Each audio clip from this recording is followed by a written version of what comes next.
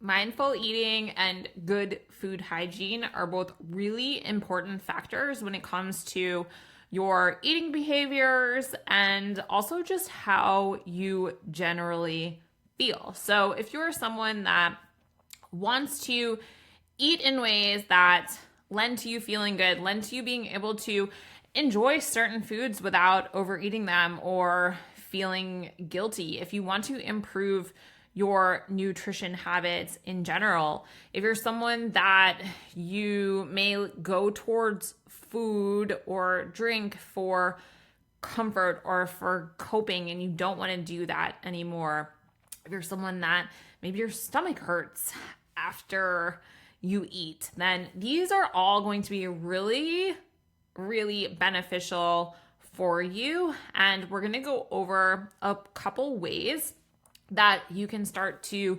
integrate these practices into your day to day so you can move in that direction. So, mindful eating is a lot of awareness, essentially. Awareness to what's going on, awareness to the meal itself. So, for example, if you are working on increasing your nutrition, let's just say, so in general, you want to improve your nutrition. Awareness to the meal itself can be really, really huge, especially if you're doing something like tracking your macros, or even if you're not tracking your macros. This is very, very important.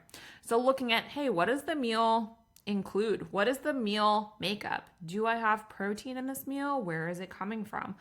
Where are my fat sources? Looking at, maybe what the amounts are in those things. Even looking at, oh, you know what? This is a protein source that it looks like it's about 100 grams or 4 ounces, and it likely has this much protein in it. These things can be really helpful. How many carbs are in this meal, or what's the makeup of it? Oh, it's mostly carbohydrates. There's little fiber, or there's mostly fiber, or it's very voluminous. Really exploring and getting curious in the meal itself, what the makeup is, what it looks like, and that can be really important. And as you continue to do this, and as you continue to be aware, you can also note how certain things make you feel, and that helps you navigate meals continually for the future, so on and so forth. Taking a few deep breaths before you eat, and even a deep breath before each meal, help in various ways.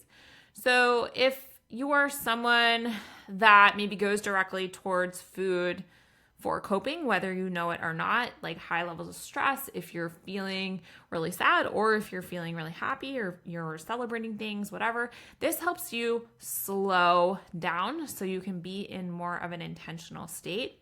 This also helps actually calm your nervous system. So if you're someone that is maybe a little bit higher stressed, whether you know it or not, your system is not in a place where it wants to digest food.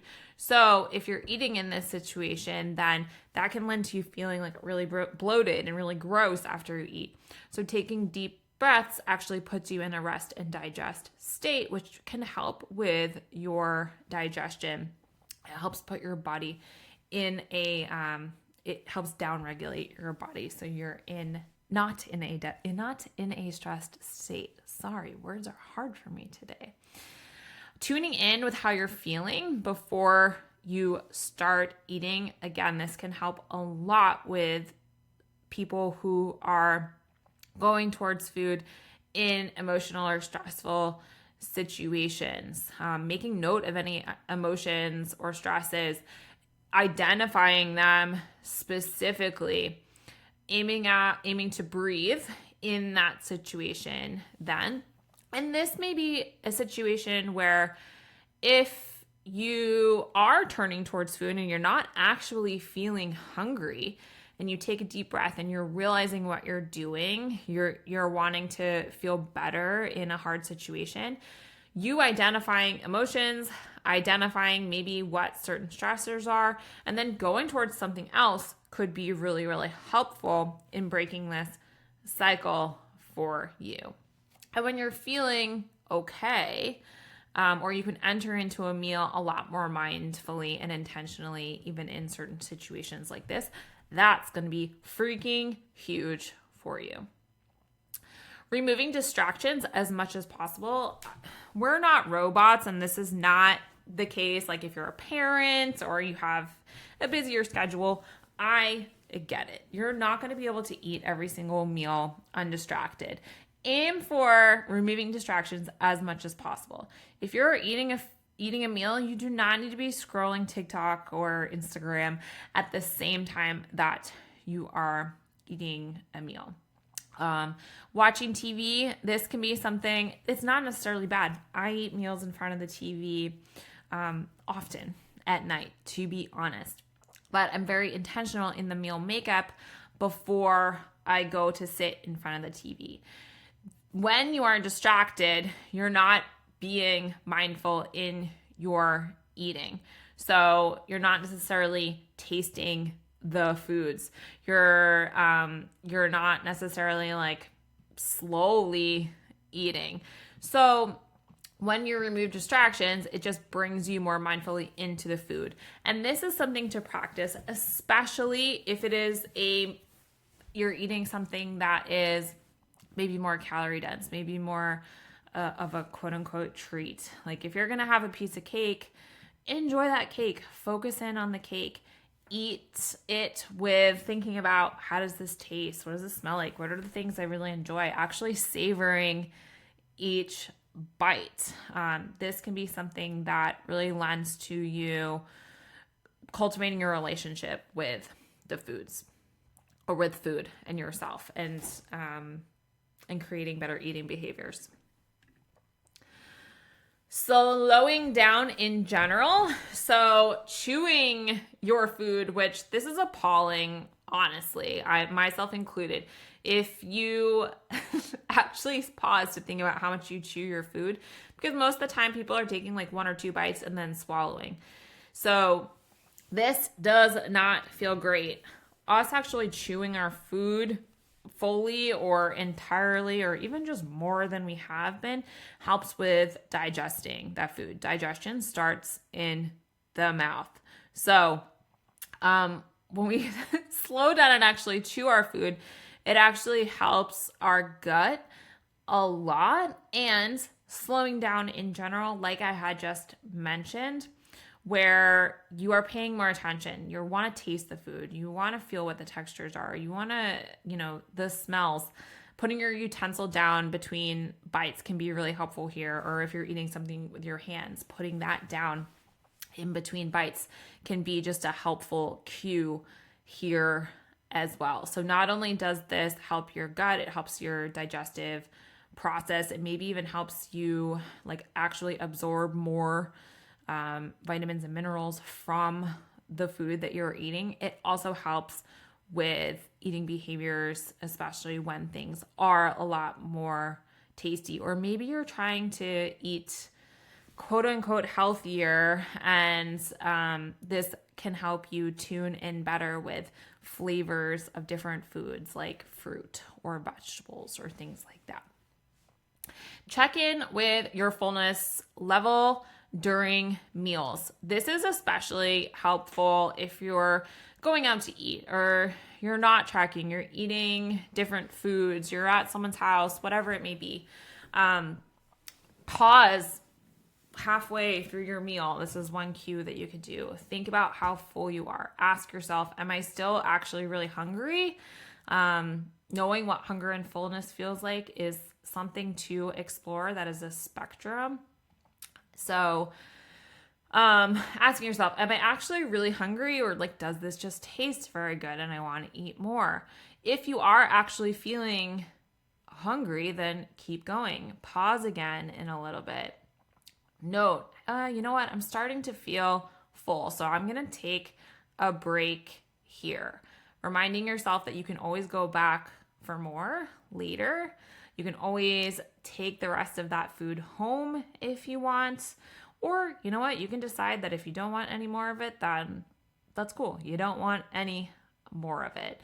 But this can really, really help in you just not feeling gross after you're done eating. We want to avoid feeling overly full, which I'm sure that you can know what that feels like, and it doesn't feel great. It doesn't make us feel great mentally or physically.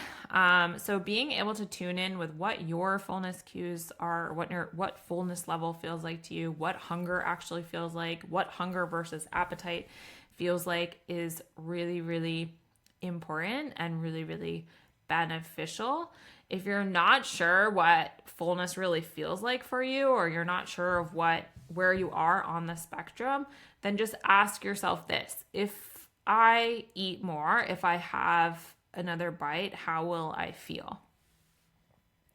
And then being present. So this is huge and something I feel like most people don't do really well with. So this is important, especially if you're at an event or something that's a little bit different. You're spending time with other people. The food might be part of that experience. That's totally cool. Food is more than just fuel. And it's likely not the main reason that you're there. So don't forget that. Having food continually on your mind and focusing so much on just food and what you're doing and what you're eating and what the makeup is and whatnot, just focusing on that will ruin your experience. So we want to approach these things. You do have to be mindful. You do have to be intentional if you want to start to gain these skills. And I will say that you will always be thinking about some aspect. It does get easier the more that you do it. And you're going to really start to behave more and more in ways that allow you to feel the way that you want to feel. But also remember that there's more to that experience than just the food, and highlighting those things, making those things as a priority is really empowering and helps you create the experience you want to have, helps you make memories, and just lends to the cool shit that you're doing. So that's that there. There's a full resource on mindful eating, especially when it comes to certain aspects in like using food or alcohol, coping with stress or emotional eating. So if you have questions on that or you want that full resource, just let me know.